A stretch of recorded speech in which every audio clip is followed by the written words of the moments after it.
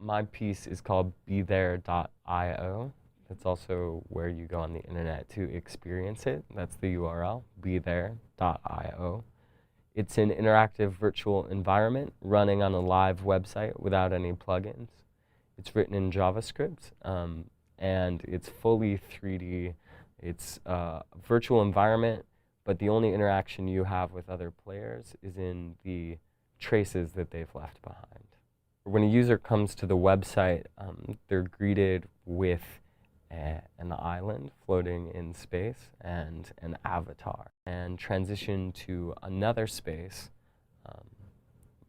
by being asked the question, what do you want from life ultimately?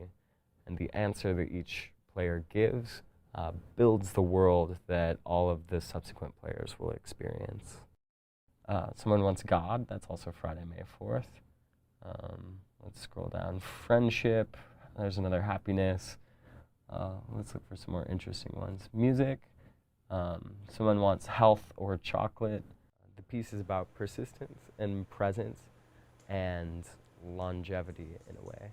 I made a piece of art that's entirely virtual, where the hardware and the software will never get old. And I also made the experience of the piece itself about never getting old. And the piece grows in proportion to the amount that other people interact with it. It's user-driven, but you don't interact in real time with the other users. What you do is add your particular trace to the world, and then after that, the world changes, and the changes to the world are visible to the next players. And I use the language of video games because I think it's underutilized and it's powerful and it's mixed media, it's visual and audio, and it's about interaction. So I wrote the entire piece so that it runs inside of any modern web browser, Chrome or Firefox or Opera, in the browser without having to leave or download any plugins or install any software. And I did that by using JavaScript, which is a pretty basic web language that in the past couple years has gained some really powerful tools. And one of those tools is the ability to interact with the graphics card on the computer in a very low-level way.